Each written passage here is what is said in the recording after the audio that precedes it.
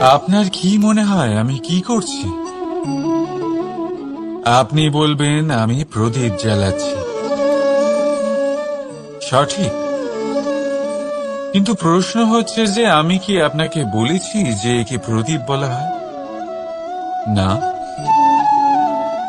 এই প্রদীপ কি নিজেই নিজের পরিচয় আপনাকে দিয়েছে? না। তাহলে আপনি কি করে জানলেন যে একে প্রদীপ বলা হয়? উত্তর হচ্ছে প্রকাশ, যে স্বয়ং জ্বলে অন্ধকারের মধ্যে সংসারকে পথ দেখায়, সেটাই প্রদীপ।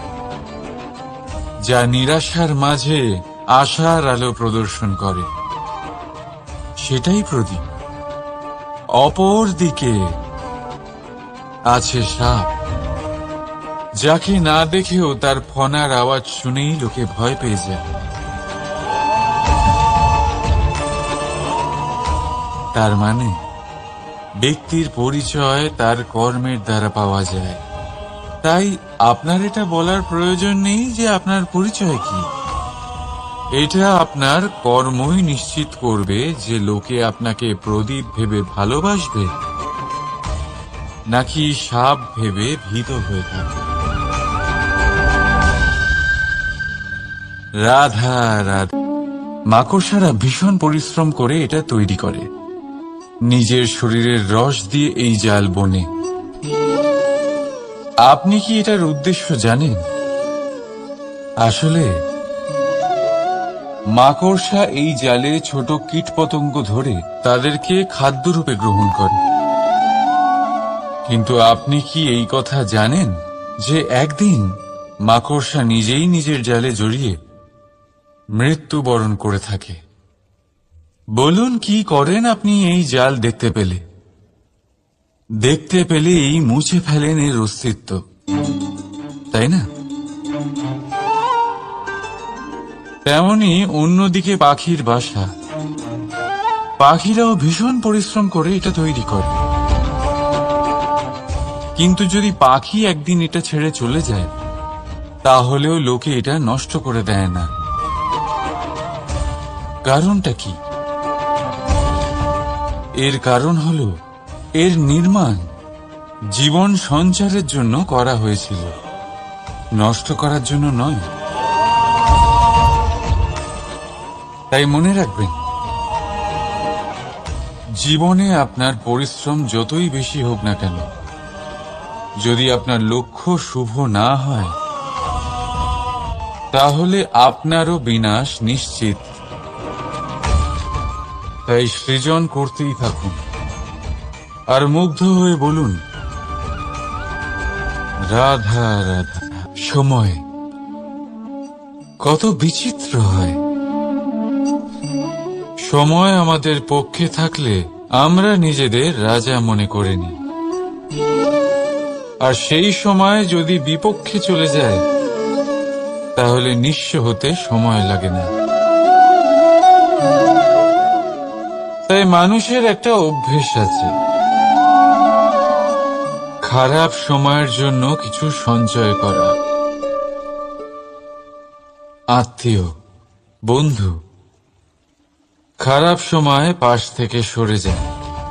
যশ, মান প্রতিকূল সময় চিরস্থায়ী হয় না। তাই মানুষ মনে করে অর্থ সঞ্চয় করাই শ্রেয়। অর্থের কোনো হৃদয় নেই যা সময়ের সাথে পরিবর্তিত হবে। সংসার বলে সর্বদা অর্থ সঞ্চয় করতে থাকুন। খারাপ সময় অবশ্যই কাজে লাগবে, কিন্তু আমি বলবো শুভ কর্ম করতে থাকুন, আনন্দে থাকুন, নিজের ওপর আর ঈশ্বরের ওপরে বিশ্বাস রাখুন। খারাপ সময় কখনো আসবেই না। রাধা রাধা। প্রকৃতি মানুষকে এক বিশেষ শক্তি দিয়েছে, অন্য জীবের থেকে বেশি শক্তি দিয়েছে। স্মরণ শক্তি। এই শক্তি মানুষকে অন্য জীবের থেকে ভিন্ন করে। ইতিহাস রচনা করার প্রেরণা দেয়, জ্ঞানকে বংশানুক্রমে এগিয়েও নিয়ে যায়। আর যারা ভুলে যান, অধিকাংশ সময় তারা উপহাস আর দয়ার পাত্র হয়ে যান। কিন্তু এটাই কি প্রকৃত রূপে সত্য? না। এই স্মরণ শক্তি মানুষের বিকাশে সব থেকে বড় বাধা হয়ে দাঁড়ায়, তার মনকে দূষিত করে দেয়। খারাপ অভিজ্ঞতা, কারোর করা বিশ্বাসঘাতকতা, কারোর কটাক্ষ বেশিরভাগ মানুষই ভুলতে পারেন না, আর তারপর প্রতিশোধ নিতে উদ্যত হন। প্রথমে সময় নষ্ট করেন প্রতিশোধের প্রস্তুতিতে, আর তারপর সময় নষ্ট করেন প্রতিশোধ নেওয়ার সুযোগ খুঁজতে।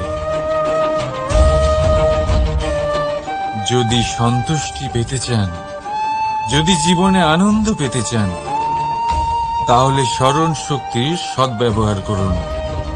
নিজের স্মরণ শক্তিকে চালনা করুন শুধুমাত্র ভালো কথা আর ভালো স্মৃতির দিকে। জীবনে আনন্দ পাবেন। রাধা রাধা। মানুষ নিজের পরিবারের জন্য কত কিছুই না করে, দিন রাত পরিশ্রম করতে থাকে যাতে তার পরিবারের প্রয়োজন পূরণের জন্য অর্থ রোজগার করতে পারে। কিন্তু শুধু অর্থ রোজগার করাটাই কি যথেষ্ট? আপনি বলবেন, হ্যাঁ নিশ্চয়ই, অর্থ দিয়ে সব কিছু পাওয়া যায়, বিদ্যা পাওয়া যায়, বাড়ি পাওয়া যায়, ওষুধ পাওয়া যায়, আর কত কিছুই না পাওয়া যায়। এইসব একটা পর্যায় পর্যন্ত সঠিক, কিন্তু একটু মন দিয়ে ভেবে দেখুন, যখন কোনো শিশু অসুস্থ হয়ে পড়ে তখন সে ওই তিক্ত ওষুধ কেন খেয়ে নেয়? এই জন্য কারণ ওর পিতা সেই ওষুধ অর্থ দিয়ে কিনেছে? না, বরং এই জন্য কারণ তার পিতা যে তার সামনে দাঁড়িয়ে, তার ওপরে তার বিশ্বাস আছে। বিশ্বাস আছে যে উনি তার কিচ্ছু হতে দেবেন না। এই বিশ্বাস, এই সংস্কার, এই শিক্ষা কখনো অর্থ দিয়ে পাওয়া যায় না। এটা পাওয়া যায় সেই সময় থেকে যা মাতা পিতা তাদের সন্তানের সাথে কাটিয়েছেন। তাই জীবনে অর্থ অবশ্যই উপার্জন করুন, কিন্তু নিজের পরিবারকেও সময় দিন, আনন্দ পাবে। রাধা রাধা। বিরোধিতা এমন এক শব্দ যা শুনে আমরা সবাই ভয় পেতে থাকি। যদি কেউ আমাদের বিরোধিতা করে তা আমাদের সহ্য হয় না। আমরাও কারোর বিরোধিতা করে কোনো শত্রুতা করতে চাই না। এই ধরনের ভাবনা আমাদের মনে আসতেই থাকে। কিন্তু বিরোধিতা, এই শব্দ আপনার শান্তির জন্য, আপনার সুখের জন্য কতটা গুরুত্বপূর্ণ তা আপনারা জানেন না। তাই যদি কাল এসে কেউ আপনার বিরোধিতা করে, তখন সবার আগে নিজেকে যাচাই করুন। আপনি কি ভুল করেছেন? আপনার দোষ কি? নিজের মধ্যে কি ত্রুটি আছে সেটা বোঝার চেষ্টা করুন। নিজেকে সংশোধন করার চেষ্টা করুন, তারপর দেখুন বিরোধিতার এই আগুন আপনাকে স্বর্ণ থেকে কুন্দন বানিয়ে তুলবে। বলা হয় এই সংসারে খারাপ বেড়েই চলেছে, কিন্তু তার কারণ এ নয় যে খারাপ মানুষ বেড়ে চলেছে। তার কারণ হল যে ভালো মানুষ, যাদের ভালো চিন্তা, ভালো বিচারধারা আছে, তারা খারাপের বিরোধিতা করতে পারে না। যদি আপনার সম্মুখে কোনো খারাপ কর্ম হয়, তাহলে তার বিরোধিতা করতে সংকোচ করবেন না, কারণ বিরোধিতার এই আগুন মন্দকে পিছুপা হতে অবশ্যই বাধ্য করে। রাধা রাধা। বিশ্বাস, জীবনে বিশ্বাস কতটা গুরুত্বপূর্ণ। একজন স্ত্রী তার স্বামীর হাত ধরে যে কোনো জায়গায় যেতে পারেন, এর কারণ হলো বিশ্বাস। তার নিজের স্বামীর ওপরে বিশ্বাস আছে। যখন একজন মা তার ছোট বাচ্চাকে কোলে তুলে হাওয়ায় ওঠায়, তখন সেই বাচ্চা ভয়ভীত হয়ে যায় না। তার কারণ হলো বিশ্বাস। তার বিশ্বাস আছে যে তার মা তার কিচ্ছু হতে দেবে না। এক বৈদ্যের দেওয়া ঔষধ সন্তান কিছু না বুঝে শুনেই খেয়ে ফেলে। সেই বৈদ্যের জ্ঞানের বিষয়ে তার কোনো ধারণাই থাকে না, শুধু নিজের পিতার উপরে বিশ্বাস আছে যে তার পিতা তাকে খারাপ কিছুই দেবে না। যখন এই সংসারের প্রতিটা বন্ধন বিশ্বাসের উপরে দাঁড়িয়ে আছে, তাহলে কেন এই বিশ্বাসকে আমরা জীবনে আনতে পারি না? আপনি নিজেই দেখুন, এই বিশ্বাস নিজের জীবনে এনে দেখুন, সবকিছু আরো সুন্দর হয়ে যাবে। তাই ভালোবেসে বলুন, রাধা রাধা।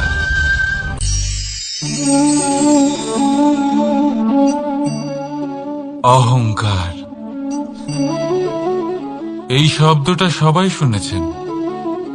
বহু মানুষকে আপনি এটা বলতে শুনেছেন যে ওই ব্যক্তির অহংকার আছে, ওই মানুষটির ক্ষমতার অহংকার আছে, ওই ব্যক্তির নিজের রূপ নিয়ে অহংকার আছে, ওই ব্যক্তির নিজের অর্থের অহংকার আছে, ইত্যাদি ইত্যাদি। কিন্তু এই অহংকার, এর অস্তিত্ব হয় কি করে? এবারে একবার এই হাতটা দেখুন। যদি এই হাতের 5 আঙ্গুল উঠে দাঁড়ায়, আশীর্বাদ। আর যদি এই হাতের 5টা আঙ্গুল একসাথে মুঠো হয়ে যায়, শক্তি, সংকটের বিরুদ্ধে ঢাল। কিন্তু এই একটা আঙুল সংকটের কারণ হয়ে দাঁড়াতে পারে। এই একটা আঙুল শত্রুকে আহ্বান জানায়। এবার অহংকার বলে এই শব্দটাই দেখে নিন। আমাদের থেকে আলাদা হয়ে গেলে হয় অহং। অহং অর্থাৎ ব্যক্তির মনে হয় যে সে আপনদের থেকে, নিজের বন্ধুদের এবং সঙ্গীদের থেকে, নিজের পরিবারের থেকে অনেক উপরে, অনেক শ্রেষ্ঠতর সে। কিন্তু মনে রাখবেন, এই অহংকার কোনো ব্যক্তির অস্তিত্বের বিনাশের প্রথম ধাপ। তাই ঝেড়ে ফেলে দিন এই অহংকারকে, আর বিশ্বাস করুন আমাদের ওপর, কারণ তখনই আপনি শান্তি পাবেন। আর সেই শান্তির সাথেই বলে উঠবেন, রাধা রাধা।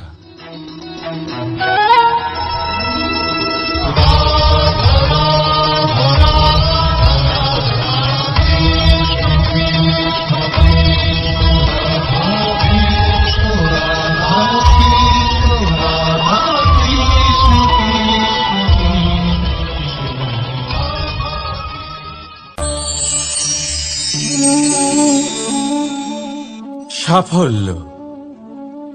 যদি আপনাকে জীবনে সাফল্য পেতে হয়, তাহলে আপনি একাধিক মানুষ পাবেন যারা একাধিক উপায় বলবে আপনাকে সাফল্য পাওয়ার।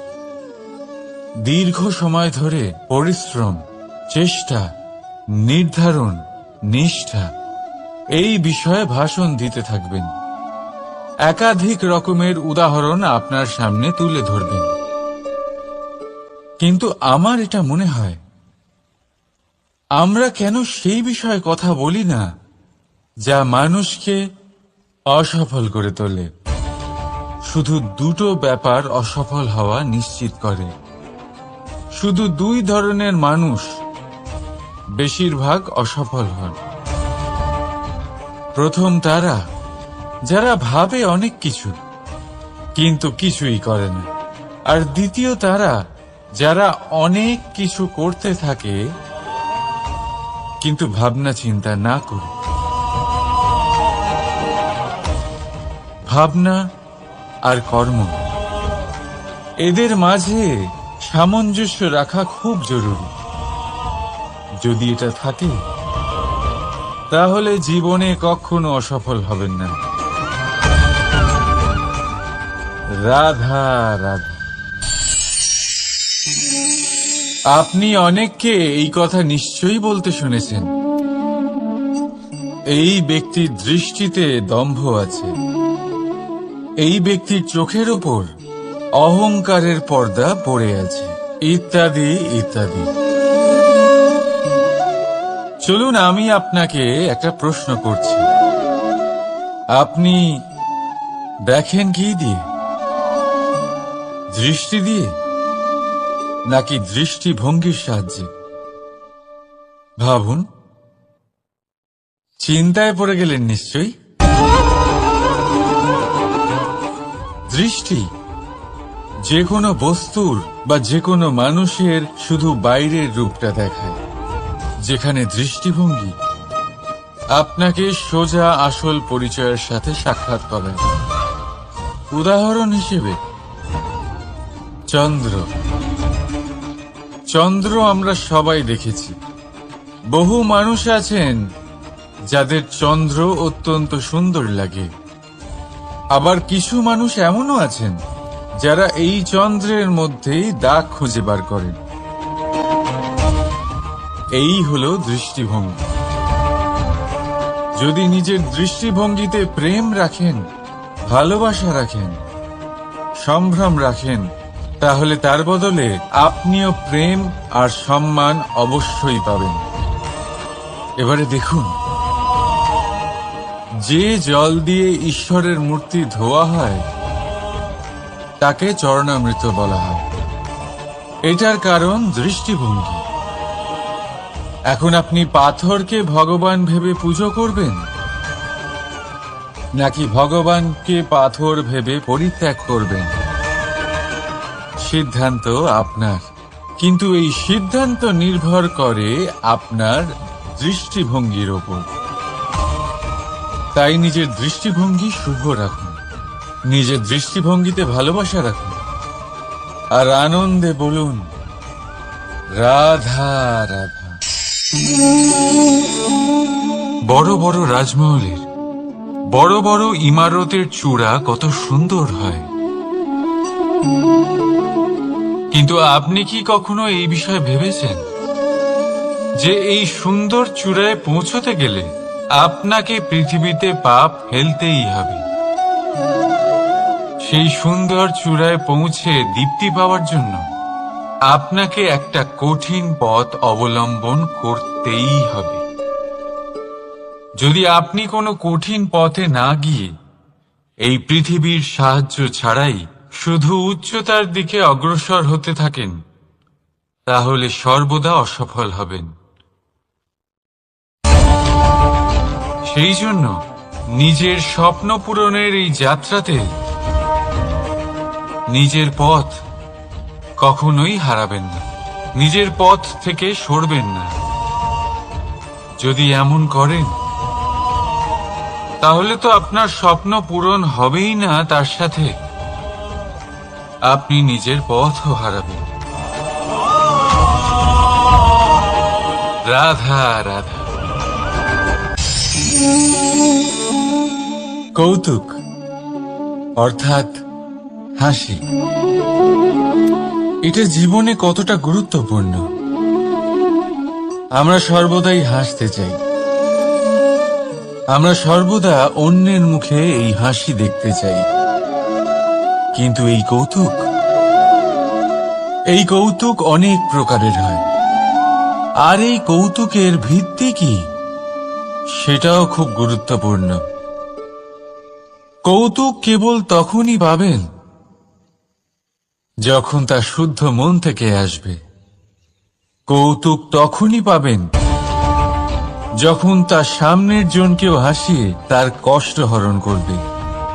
এবারে যদি কৌতুক হিংসার থেকে বেরোয়, তখন তা কটাক্ষ হয়ে যায়, সামনের মানুষের মনে আঘাত করে। তারপরে সে তৈরি থাকে যে কখন আপনার উপরে আবার প্রহার করতে পারবে। তাই যদি হাস্য কাউকে ছোট করার জন্য হয়, তা হাস্য নয়, উপহাস হয়ে যায়। আর তা সামনের জনকে আনন্দ নয়, শুধু অপমান দেবে। আর অপমানিত ব্যক্তির মন তিক্ত হয়ে থাকে। তাই মনে রাখবেন যে এই কৌতুক যেন কৌতুকই থাকে, তা উপহাস বা কটাক্ষ না হয়ে যায়। রাধা রাধা। মানুষ এই শব্দের সূচনা হয় মন থেকে, আর সেই জন্যই হয়তো আমাদের এই মন এতটা গুরুত্বপূর্ণ। এবারে দেখুন না, আমাদের মনই সবকিছু চালনা করে। মনই সেই যে কল্পনা করে, মনই সেই যা কল্পনাকে বাস্তবে পরিণত করার জন্য পরিশ্রম করতে আমাদের প্রেরণা যোগায়। মনই সেই যা লোভের জালে জড়িয়ে পড়ে। মনই সেই যা অভিমানের পর্দা দিয়ে ঢেকে যায়। আর এই মনই সেই যা আপনাকে বিনাশের দিকে টেনে নিয়ে যেতে পারে। কিন্তু যদি তা পরোপকার করার ইন্ধন পায়, তাহলে এমন কোনো মহান কাজ নেই যা আপনি করতে পারবেন না। কিন্তু এই মন কি? মানুষ একটা অত্যন্ত শ্রেষ্ঠ কর্ম করতে পারেন, সেটা হলো ভুলে যেতে পারা। আর সেটা বরদানের চেয়ে কম কিছু নয়। মানুষকে যখন কোনো কারণে নিজের প্রিয়জনদের থেকে দূরে যেতে হয়, তখন মনে দুঃখ জাগ্রত হয়। তিনি সেই দুঃখকে ভুলতে পারেন। কখনো কোনো সম্পর্ক থেকে যদি দুঃখ পেয়ে থাকেন, তখন সেই দুঃখকে ভুলতে পারেন। কিন্তু এই সংসারের প্রত্যেক আবেগ, প্রত্যেক বস্তু ভুলে যাওয়া উচিত নয়। বিশেষ করে আমাদের প্রিয়জন, আমাদের পরিবারের সদস্য যখন এই সংসার থেকে ওনারা চলে যান, তখন যে সৎকর্ম ওনারা করেছেন, যে প্রেরণা ওনারা আমাদের প্রদান করেছেন, কখনো ভুলে যাওয়া উচিত নয়। যখন আপনি কোনো উঁচু স্থানে পৌঁছে যান, আপনি সাফল্য লাভ করেন, তখন সেই সকল বন্ধুদের ভোলা উচিত নয় যারা আপনার সাথে আরম্ভ থেকে ছিল, যারা সব সময় আপনাকে সাহায্য করেছে। আর সবথেকে গুরুত্বপূর্ণ কথা, আপনার বয়স যতই বৃদ্ধি পাক না কেন, মাতা পিতাকে কখনো ভুলবেন না। আপনি যতই বড় হন না কেন, আপনি তাদের সন্তানই থাকবেন। অভিজ্ঞতার দিক থেকে ওনাদের থেকে ছোটই থাকবেন। তাই সবসময় নিজের মাতা পিতাকে নিজের সাথে রাখুন, কখনো তাদের ভুলবেন না। সেই সকল ব্যক্তিদের ভুলে যাবেন না যারা দুঃখের দিনে আপনার সাথে ছিল, তবেই জীবনে সুখ পাবেন। আসুন আর আমার সাথে ভালোবেসে বলুন, রাধা রাধা। এই আমার অনেকগুলো নাম আছে, আর তাদের মধ্যে একটি হলো যুদ্ধ বিমুখ। এই কথা আপনারা সবাই জানেন। দাদাও আমাকে বলেছেন যে তুমি এরকম কিভাবে যুদ্ধক্ষেত্র থেকে মুখ ঘুরিয়ে পালাতে পারো কানাই। দেখুন, যেটা সময়ের দাবি ছিল আমি সেটাই করেছি। যদি আমি রণভূমি ত্যাগ করে না পালাতাম, তাহলে কে জানে কত সৈনিক নিজেদের প্রাণ হারাতেন, কে জানে কতগুলি পরিবার নিজেদের বাঁচার আশা হারাতেন, কে বলতে পারে হয়তো কত প্রাণী এই সংসার ত্যাগ করতেন। আর তাই কখনো কখনো যুদ্ধ বিমুখ হওয়াই শ্রেয়। কখনো জীবনের ক্ষেত্রেও এটা প্রযোজ্য। যদি দূরে চলে গেলে আপনার সম্ভাবনা বৃদ্ধি পায়, তাহলে দূরে চলে যান।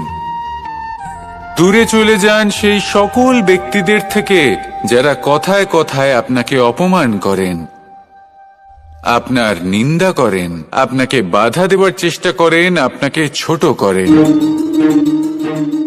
কারণ তাদের সাথে থেকে, সেই সকল ব্যক্তিদের সাথে থাকলে যারা আপনার মূল্য বোঝেন না, আপনি নিজের আত্মসম্মান, নিজের আত্মবিশ্বাস, নিজের ব্যক্তিত্বকে নত করে ফেলবেন। দূরে চলে যান সেই সকল সংঘর্ষ থেকে, সেই সকল পরিস্থিতি থেকে যাদের সম্মুখীন হয়ে আপনি কোনো পরিণামেই পৌঁছতে পারবেন না। যদি আপনি এইভাবে যুদ্ধ বিমুখ হয়ে উঠতে পারেন, যদি এই প্রবৃত্তি আপনি নিজের মধ্যে জাগ্রত করতে পারেন, তাহলে আপনার সামনে সেই যুদ্ধ চলে আসবে যাতে বিজয় লাভ করে আপনি নিজের অস্তিত্ব খুঁজে পাবেন। আর সেটাই হলো সবথেকে বড় জয়লাভ। আসুন আমার সাথে ভালোবেসে বলুন, রাধা রাধা। এই সংসারের একটা নিয়ম আছে, বা বলতে পারেন লোকে তাই বলে, যে শক্তিশালী হয় সে শক্তিহীনকে নত করে দেয়। এমনটাই হয়, তাই না? আবশ্যক নয়। কখনো কখনো এমনও হয় একজন অসমর্থ ব্যক্তি সমর্থ ব্যক্তিকে নত করে দেন। এটা সম্ভব, এও হতে পারে। আর এটা তখন হতে পারে যখন তার মধ্যে ভালোবাসার শক্তি থাকে। ভালোবাসার শক্তি এই সংসারে সবথেকে বড় শক্তি হয়। এই ভালোবাসার শক্তি দ্বারাই নির্ধন সুদামা আমাকে দিয়ে নিজের পা ধুইয়ে নিল, কিছু না বলেই, কিছু না চেয়েই। এই কর্মের আধার ছিল শুধুমাত্র ভালোবাসা। খুব শক্তিশালী হয় এই ভালোবাসা। ভালোবাসার শক্তি দ্বারাই আপনি হিমালয় পর্বতকে নত করতে পারেন, তাহলে কি অসম্ভব হতে পারে? এই ভালোবাসার শক্তির সঞ্চার করুন, আর এই ভালোবাসার সাথেই বলুন, রাধা রাধা। মানুষের জীবনে স্বচ্ছতার একটা আলাদা গুরুত্ব আছে। যদি আপনি নিজেকে স্বচ্ছ রাখেন, তাহলে আপনার নিজেরও ভালো লাগবে, সামনের ব্যক্তিরও ভালো লাগবে, একটা অন্যরকম প্রভাব পড়বে।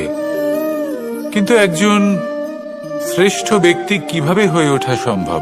যার মধ্যে গুণ আছে, শিক্ষা আছে, শুভ চেতনা আছে, যিনি সৎকর্ম করেন। কিভাবে হব সেই ব্যক্তি যার মধ্যে জ্ঞান আছে? শুধুমাত্র স্বচ্ছ থাকলে তো তা হওয়া সম্ভব নয়। প্রথমে আপনাকে বুঝতে হবে যে মানুষের মধ্যে 4টি মূল তত্ত্ব আছে। প্রথম হলো তার শরীর, যার দ্বারা উনি যে কোনো কর্ম করে থাকেন। দ্বিতীয় তত্ত্ব হলো তার মন, যার দ্বারা কোনো কর্ম করার জন্য সে নিজেকে প্রেরণা দিতে থাকে। তৃতীয় তত্ত্ব হলো বুদ্ধি, যে কর্ম আমরা করতে চাই, যে লক্ষ্যে আমরা পৌঁছতে চাই, সেটা আমরা কিভাবে কোন পথে করব সেটা স্থির করা যায় বুদ্ধি দিয়ে। আর চতুর্থ তত্ত্ব হলো আত্মা। আত্মা হলো এমন এক তত্ত্ব যার কোনো সমাপ্তি নেই। আত্মা হলো অজয়। কিন্তু এরও শুদ্ধিকরণের প্রয়োজন হয়। এই 4টি তত্ত্বের শুদ্ধিকরণ করতে থাকুন, এদের নির্মল রাখুন, শুদ্ধ রাখুন। এবং এটা কিভাবে হবে? শুভ চেতনা দ্বারা, জ্ঞানের দ্বারা, এবং সবথেকে বেশি গুরুত্বপূর্ণ প্রেমের দ্বারা। আসুন আমার সাথে ভালোবেসে বলুন, রাধা রাধা।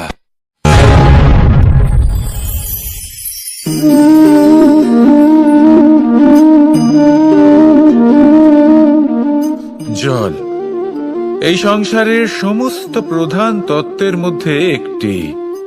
এই জল যে কোনো জ্বালা দূর করে, আগুনকে নিভিয়ে দেওয়ার ক্ষমতা রাখে, অবিরল অবিচল ভাবে প্রবাহিত হতে পারে, একে কেউ বাধা দিতে পারে না। এর পথে বাধা সৃষ্টি করলে নিজের পথ নিজেই খুঁজে নেবে, বা সে নিজেই নিজের পথ বানিয়ে নেবে, কিন্তু কখনো থামবে না। এই জল হলো মহান, আর এর একটা মহান গুণ আছে, এর নিজস্ব কোনো রং নেই, কিন্তু যখন মেঘ থেকে বৃষ্টি রূপে পৃথিবীতে ঝরে পড়ে, তখন সমস্ত সংসারকে রঙিন করে তোলে। যেখানে খরা হয়েছে সেখানে শ্যামল করে তোলে, যে স্থান শ্যামল সেখানে ভিন্ন ভিন্ন প্রকারের পুষ্প ফুটিয়ে তোলে। এই জল, এই জলের মতন আমাদের হতে হবে। ওর যেমন কোনো রং নেই, আমাদেরও যেন কোনো অহংকার না থাকে। শুধু কর্মের এই ধারাতে বইতে থাকুন, এই সংসারের মঙ্গল করতে থাকুন, শ্রেষ্ঠ কর্ম করতে থাকুন। এই সংসারকে এটা বলার কোনো প্রয়োজন নেই যে আপনি কে।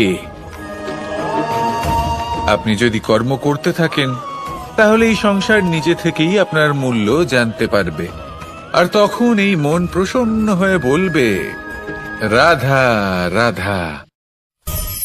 একদিকে হলো আঙুর, আর অন্যদিকে কিশমিশ। দেখতে গেলে এই দুটোই সবারই খুব প্রিয়। শিশু হোক, যুবক হোক, বা কোনো বৃদ্ধ ব্যক্তি হোক না কেন। আর দেখতে গেলে এই কিশমিশ, এটা আঙুর থেকেই আসে, তারই অন্য একটি রূপ।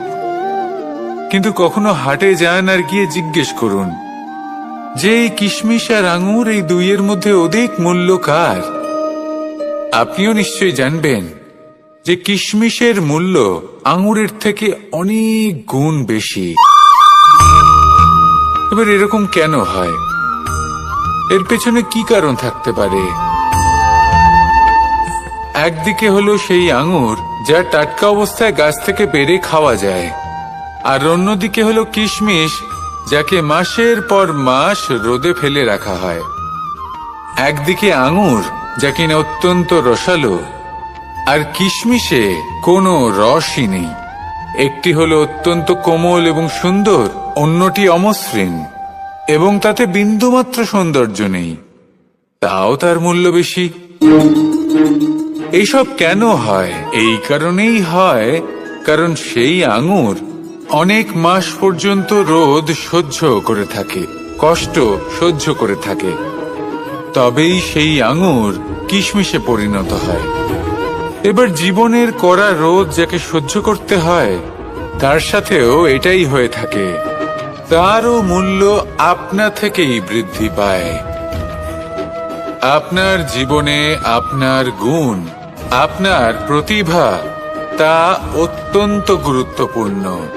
কিন্তু যখন আপনি অভিজ্ঞতা লাভ করেন, তখনই সেই অভিজ্ঞতা আপনার গুণ এবং প্রতিভাকে আরো অনেক বেশি শ্রেষ্ঠ করে তোলে।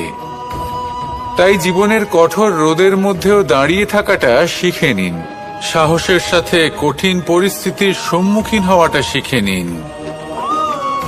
ঠিক এইভাবেই অভিজ্ঞতা লাভ করতে হয়, আর এই অভিজ্ঞতা আপনার মূল্য বৃদ্ধি করতেই থাকবে, করতেই থাকবে। আর তখন এই মন প্রসন্ন হয়ে বলবে, রাধা রাধা। আমাদের সকলের জীবনেই দুই ধরনের ব্যক্তি থাকেন, বন্ধু এবং শত্রু। তারা হলেন আমাদের প্রিয় বন্ধু, যারা আমাদের জীবনে সবসময় আমাদের পাশে থাকেন। কখনো কখনো আমরা তাদের জন্য কিছুই করি না, তাও তারা আমাদের আনন্দ প্রদান করেন, ভালোবাসা প্রদান করেন। আর অন্যদিকে থাকে আমাদের শত্রু। দেখতে গেলে যখন আমরা জন্ম নিই, তখন কিন্তু আমাদের কোনো বন্ধু থাকে না, আমাদের কোনো শত্রুও থাকে না। কিন্তু যত ধীরে ধীরে আমরা জীবনে এগোতে থাকি, আমাদের বয়স বাড়তে থাকে, তখন আমাদের বন্ধু আর শত্রু এই দুইয়ের সংখ্যা বাড়তে থাকে। আর সেই সবকিছু নির্ভর করছে আমাদের কথার ওপর এবং আমাদের ব্যবহারের ওপর। এবারে আপনি যদি কোনো ব্যক্তিকে স্বাগত জানান উদার চিত্তে, ভালোবেসে, তাহলে সেই ব্যক্তি আপনার বন্ধু হবেই হবে। কিন্তু যদি আপনি নিজে হাতে কাউকে সামনে অগ্রসর হতে বাধা দেন, বিনা কারণে তার সাথে খারাপ ব্যবহার করেন, তাহলে তার মনে শত্রুতার বোধ অবশ্যই জেগে উঠবে। আর রইল বিষয় কথার, যদি আপনার কথা মধুর হয় তাহলে সবাইকে আপনি আপন করে নিতে পারবেন।